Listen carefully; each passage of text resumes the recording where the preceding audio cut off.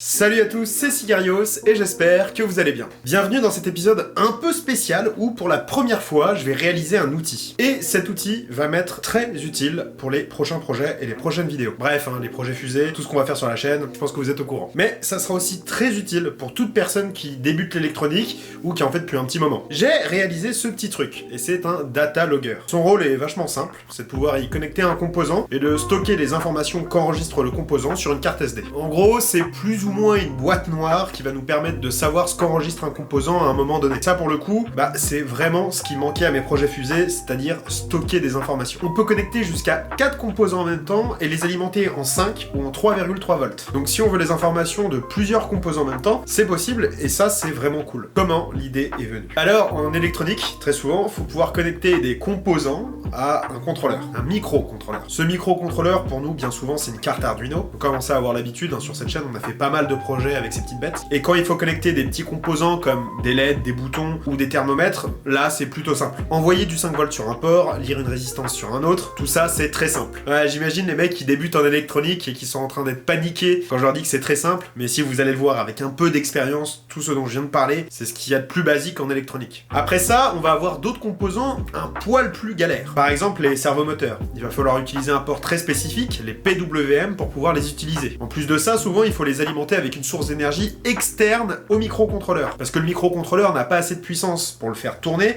ou en faire tourner plusieurs en même temps. Bref, ça devient un petit peu plus compliqué. Mais là où je veux en venir, c'est pour les composants encore plus compliqués. Souvent, ce sont des composants qui vont embarquer un autre microcontrôleur avec eux. Et là, il va pas juste falloir lire des informations ou envoyer du 5 volts. Ça va être plus compliqué. Il va falloir ouvrir une sorte de dialogue entre notre composant principal qui va être l'Arduino et notre composant secondaire qui va être par exemple un capteur de pression ou un écran. Pour ça, très souvent on utilise des bus informatiques qui va permettre de connecter tous les composants à notre Arduino qui va être notre composant principal. Il y a aussi d'autres moyens de communication qu'on va voir. Et pour ça, c'est un peu le bordel.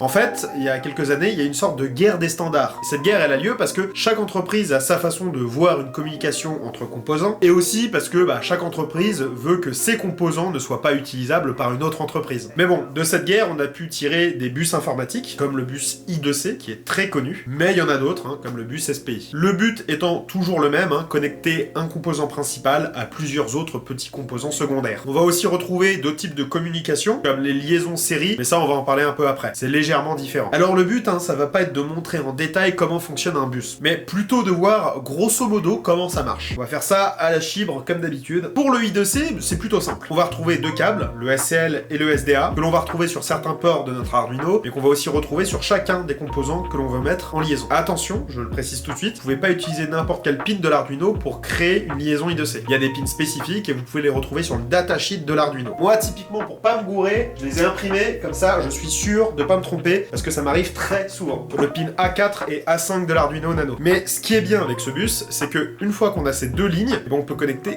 autant de composants que l'on veut dessus, du moment qu'ils ont une adresse différente. Oui, parce que chaque composant I2C a une adresse. Vu qu'ils sont sur les mêmes lignes, il faut permettre à la carte de pouvoir différencier chacun des composants. Donc, bien souvent, on ne peut pas connecter deux fois le même composant sur un bus I2C, sauf dans des cas particuliers où on peut changer l'adresse. On va pas voir ça ici, ça serait trop le bordel. On va dire en quelque sorte que c'est la limite du bus I2C. Pour le bus SPI, on va retrouver 4 câbles. Un MISO, un MOSI et un SCK. On va retrouver ces câbles sur l'Arduino, mais aussi sur les composants que l'on veut utiliser. On va retrouver aussi une quatrième ligne qui sera nommée SS sur l'Arduino et CS sur le composant qu'on veut utiliser. Ce câble sera différent pour chacun des composants que l'on veut. Donc, par exemple, si vous voulez 4 composants reliés à une Arduino, il vous faudra les 3 lignes MISO, MOSI et SCK, plus une ligne par composant, c'est-à-dire 4 lignes pour 4 composants, ce qui signifie qu'il faut pas mal de lignes différentes. C'est là où la liaison SPI peut être un problème. Si vous voulez beaucoup de composants, il vous faudra beaucoup de lignes. Mais par contre, ça vous permettra sûrement de pouvoir mettre plusieurs fois le même composant. Le dernier moyen de communiquer qu'on a, qui n'est pas réellement un bus de communication, c'est la liaison série. Pour le coup, c'est une liaison informatique. On va avoir un RX et un TX sur l'Arduino et un RX et un TX sur le le composant que l'on veut connecter. Le RX du composant ira sur le TX de l'Arduino et le TX de l'Arduino ira sur le RX du composant. Les deux lignes sont croisées. Et pour le coup, on sera limité à un seul composant. Vous allez voir, ce type de connexion a un avantage par rapport aux autres. Alors, pour notre data logger, je voulais un truc de petit, parce que je veux pouvoir l'intégrer dans plein de systèmes différents, et vaut mieux que ça soit petit, ça sera plus pratique. Du coup, logiquement, je me suis tourné vers une Arduino Nano, surtout que j'en ai plein en stock, donc autant les utiliser. Mais je me suis rendu compte que je risquais d'avoir des soucis de puissance au-delà de 2 ou 3 composants. Du coup, pour éviter ce problème, va falloir changer de carte. Et ouais, une nouvelle fois. Et pour le coup, on va tester une toute nouvelle carte, la Siduino Xiao. Elle est toute petite, hein,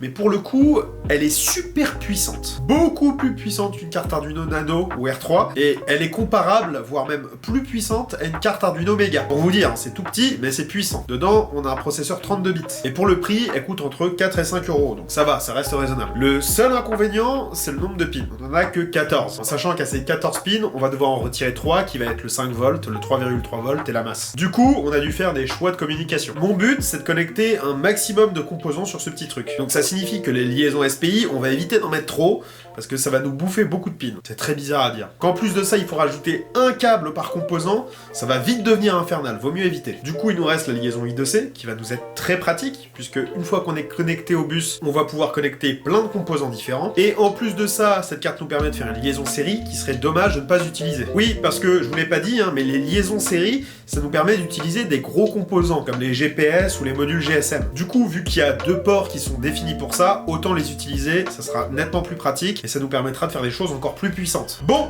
bah maintenant qu'on sait tout ça, on va pouvoir passer à la conception. C'est parti.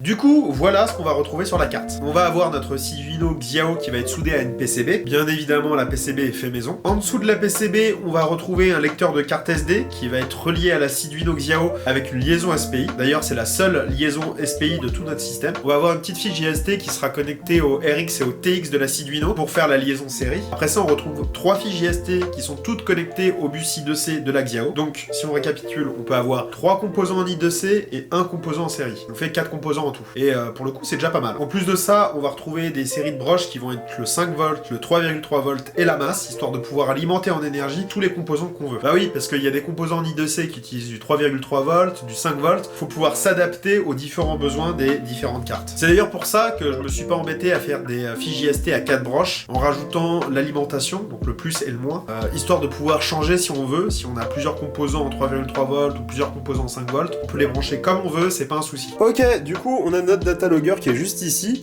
et j'ai préparé 2 petits composants, donc un composant qui se connecte en série à la Xiao, et un autre composant qui va se connecter en I2C. Donc on a un capteur de pression d'air ici, qui va permettre de connaître par exemple l'altitude, et ici on va avoir un GPS, donc avec un GPS on peut connaître tout un tas d'infos, hein, vitesse, altitude, longitude, latitude, on peut vraiment connaître sa localisation sur Terre, et ça peut être très pratique comme composant. Mais bref, là le but c'est juste de faire une démonstration et de montrer comment on branche ces composants à la carte. On va commencer par le composant en série, donc Tineo 6M qui est le GPS. Donc déjà on va avoir la fiche JST qui va nous permettre de nous connecter en RX et en TX sur la carte Xiao. Il suffit juste de le brancher.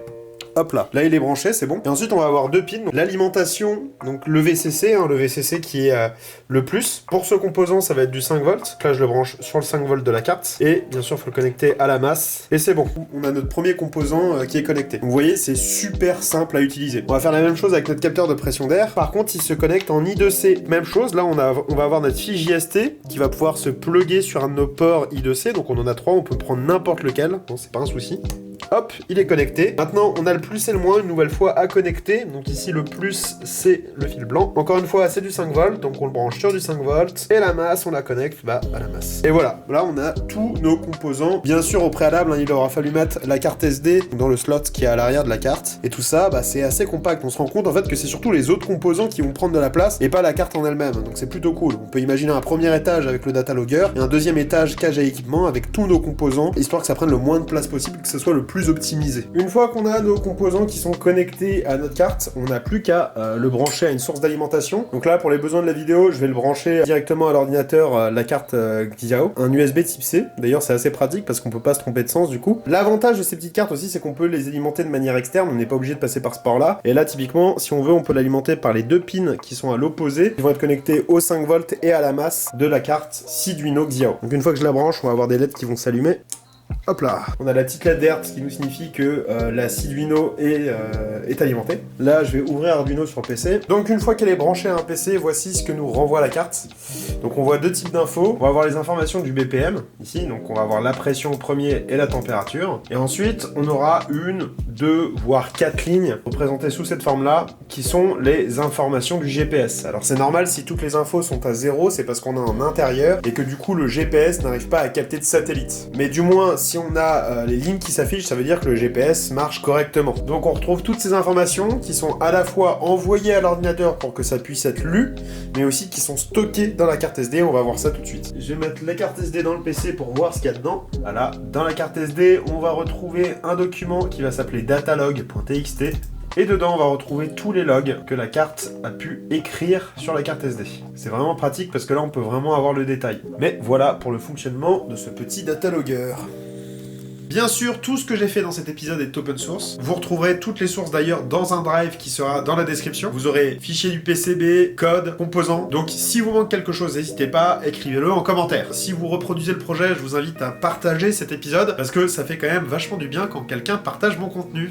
N'hésitez pas non plus à liker, à laisser des commentaires, ça me prouve votre soutien et merci d'avance. À quoi ce système va nous servir? Ce petit datalogger va nous être très utile. D'une part, il va nous permettre d'être embarqué dans plein de systèmes différents, parce qu'il est tout petit, au hasard nos fusées. Vous pourrez très bien imaginer un décollage de fusée avec à bord le datalogger et plusieurs composants, histoire de faire un vol scientifique, mesure de vitesse, d'altitude, bref, plein de trucs différents. On va pouvoir aussi l'utiliser au sol pour faire des enregistrements et des mesures, ça va nous être aussi très utile pour le projet Jules Verne, mais vous en faites pas, vous allez revoir ce système dans plein d'autres épisodes. En tout cas, j'espère que cet épisode vous aura plu, ça aura été vraiment un plaisir de le réaliser pour vous. D'ailleurs, cette vidéo sera la dernière avant un petit moment, faut vraiment que je me concentre sur le projet Jules Verne et aussi que je prenne une pause, parce que ça fait plus de 2 mois que je tiens un rythme infernal, avec une vidéo par semaine, le travail et les cours en plus de ça, faut que je puisse souffler un peu. En tout cas, n'hésitez pas à partager la vidéo, à la présenter à vos proches, vous abonner et liker, c'est super important pour moi, je vous en serai éternellement reconnaissant. C'était Cigarios, prenez soin de vous, et je vous dis à plus.